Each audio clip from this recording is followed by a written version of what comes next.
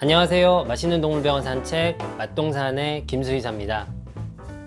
오늘 영상도 지난 영상에 이어서 분양에 대한 이야기를 해보려고 하고요. 그래서 오늘은 판매점에 대한 이야기를 해보려고 합니다.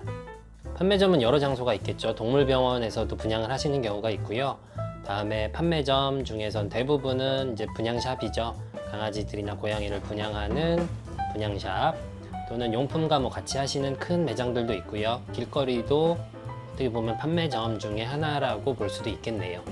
그런 판매점들이 다 잘못됐다고는 생각하지는 않아요. 관리를 엄청나게 잘 하시고 깔끔하게 하시고 신경도 많이 써주시고 이런 것도 많이 있는데요. 대부분이 관리를 잘 못하고 그저 강아지나 고양이를 파는 것에만 급급하고 이런 경우가 많이 있어서 실제로 속상한 경우가 좀 많이 있습니다.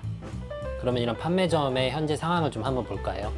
판매점은 지난 시간에 설명드린 경매장에서 사주령 정도 된 강아지들을 데려오게 되고요. 경매장에서 강아지를 데리고 올 때 경매를 하기 위해서 강아지들의 배에 번호가 써 있어요. 그거를 데리고 와서 일단 먼저 지우는 걸 작업을 하고요.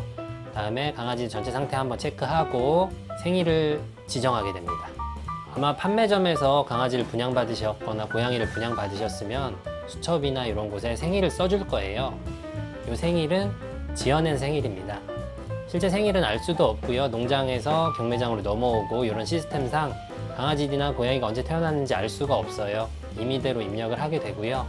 문제는 이 임의대로 입력하는 과정에서 발생을 하는데 8주령이 되기도 하고요. 다음에 12주령 3개월이 되기도 합니다. 쉽게 생각하시면 실제 태어난 날보다 생일을 한 달에서 많게는 2달 정도 앞당긴다고 생각하시면 되는데요. 이렇게 하는 이유에는 두 가지 이유가 있습니다. 일단은 첫 번째 이유는 현재 동물보호법 때문인데요. 현재 동물보호법상 생후 60일이 넘은 아이만 분양이 가능합니다. 판매가 가능한 거죠.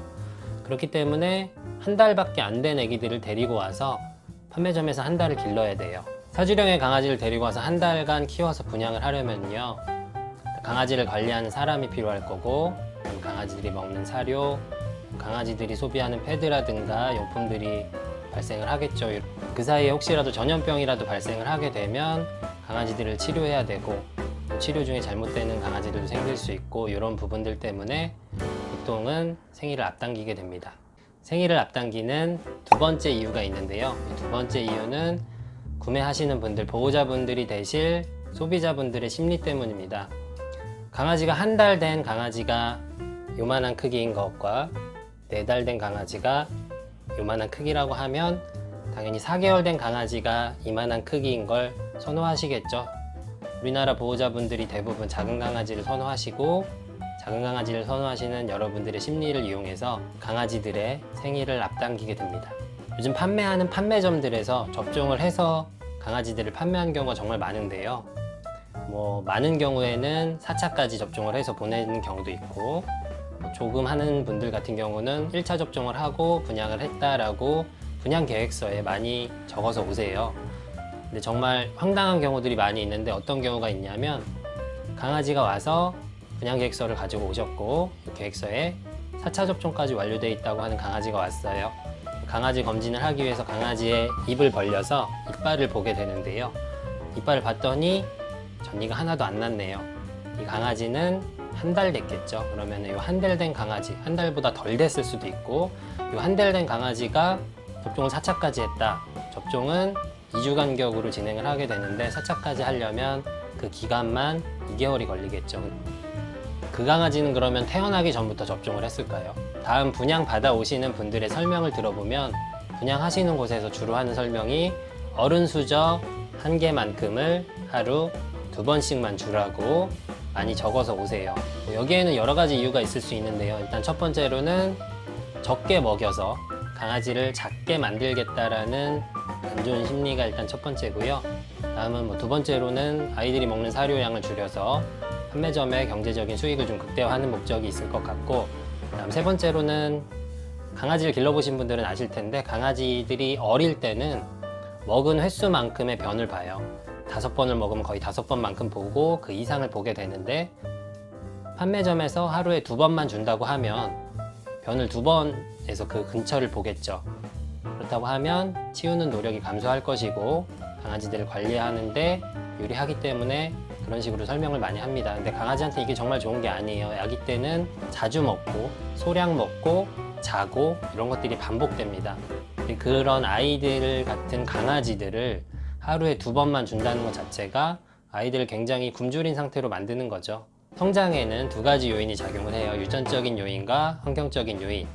유전적인 요인이 어떻게 바꿀 수 있는 부분이 아니고 환경적인 요인을 조절하려고 하는 목적이겠지만 유전적인 요인도 작용을 하기 때문에 적게 먹어도 크는 아이들은 크고요. 많이 먹어도 저같이 작은 사람도 저 굉장히 많이 먹거든요. 근데 이런 사람들도 있다. 적게 먹은 아이들이 발생하는 문제들이 여러 가지 있는데요. 일단 당연히 항상 굶주려 있기 때문에 아이들의 심리라든가 아이들의 발달 상태가 좋지 못하고요. 꼭 그런 문제 때문에 발생하는 것은 아니지만 가령 자기의 변을 먹는 아이가 생긴다든가 이러한 문제도 발생할 수 있습니다. 분양장을 보시면 아시겠지만 분양장의 아래쪽에 천으로 되어 있거나 또는 실제로 쓰는 패드가 일회용 패드가 깔려 있어요. 근데 이 패드에서 생활을 하기 때문에 아이들이 나중에 집에 와서도 생활 환경을 많이 헷갈려 하고요. 배변 훈련이 잘 되지 않는 경우도 많이 있고 패드를 물어 뜯어서 패드만 보면 다 찢어 놓는 아이들도 이런 환경 때문에 발생한다고 생각하시면 되겠습니다. 관리가 잘 되어 있지 않기 때문에 귀진드기를 가지고 있는 아이들이 정말 많고요. 내부기생충 가지고 있는 아이들도 많고 더 심한 경우는 옴진드기에 걸리면 정말 가렵거든요. 근데 옴진드기에 걸려 있는 상태로 분양하는 업소 내에서 살다가 분양되는 경우도 많이 있습니다. 데리고 오셔서 치료하셔야겠죠. 좋은 판매점을 찾기는 좀 어렵고요. 그렇다면 안 좋은 판매점을 걸러내야겠죠. 그래서 안 좋은 판매점을 걸러내는 방법을 가르쳐 드리도록 하겠습니다. 첫 번째, 우리 판매점은 분양 계획서, 분양 서류가 없어요. 살아있는 생명체에 교환이나 환불이라는 말을 쓰는 게 참 그렇긴 하지만 대신할 수 있는 말이 사실 딱히 없죠. 보상이라고 하는 것도 좋은 말이 아닌 것 같고 추후에 문제가 발생했을 경우에 교환이나 환불이 어렵겠죠. 서류가 없다고 하면. 두 번째, 데려간 아이에게 문제가 발생했을 때 교환은 되는데 환불은 안 돼요. 아파서라든가 또는 장애가 있어서 문제가 발생을 했고 이 아이를 교환만 가능했을 때 데려온 아이는 괜찮을까요? 대부분의 판매점들이 관리를 비슷하게 하기 때문에 어떤 데려온 아이가 아팠다고 하면 교환해온 아이도 아플 확률이 많습니다. 특히 전염병 같은 경우에는 돌고 돌기 때문에 데려온 아이도 전염병에 걸릴 확률이 높겠죠. 첫 번째와 두 번째 설명한 경우와 같이 교환이나 환불 등이 힘들 경우에 심리를 또 이용하기도 하는데요. 보호자분들이 데리고 온 아이가 아파서 교환 또는 환불을 하려고 할 때 이 아이를 내가 보내면 이 아이가 거기 가서 살 수 있을까? 과연 건강하게 다른 주인을 찾을 수 있을까라는 걱정을 하시는 보호자분들이 많으세요. 그래서 그들이 이런 심리를 이용하게 됩니다. 다음 세 번째, 강아지 밥은 사료 1숟갈씩 하루 2번만 주세요. 강아지를 대하는 모습을 보면 하나부터 10까지 알 수 있겠죠. 이런 마인드로 강아지를 분양하는 업체가 과연 믿을 수 있을까요? 다음 네 번째, 강아지는 T컵 강아지예요. 지금 이게 다 큰 겁니다. 2개월 된 강아지가 다 클 리가 없겠죠. 강아지들의 성장은 보통 10개월 또는 1살 때까지 진행되게 되고요. 2개월 된 강아지가 다 컸다고 거짓말을 쉽게 할 정도라고 하면 그 업체 또한 알 수 있겠죠. 다음 다섯 번째, 저희가 접종해 드릴게요. 동물병원 가지 마세요. 판매점 직원과 판매점 사장이 수의사는 아니잖아요. 수의사가 아닌 분들이 접종을 하는 것 자체가 동물보호법에 위반되는 행위고 동물 학대입니다. 동물병원에 가지 말라고 하는 이유는 앞서 설명드린 여러 가지 거짓말들이 들통나면 안 되기 때문이 가장 큰 이유가 되겠죠. 구매하신 분들이 손해를 볼 수 있으니 가지 말라고 설명을 하는데 사실 그들 입장에서는 여러분들이 병원을 가신다고 손해볼 분은 없어요. 자기들이 한 거짓말들이 탄로나지 않기를 바랄 뿐입니다. 오늘은 내가 분양받을 아이가 있는 판매점에 대한 이야기를 좀 해봤고요. 물론 제가 설명드린 이 모든 것들이 모든 판매점에서 일어나고 있는 행동은 아닙니다.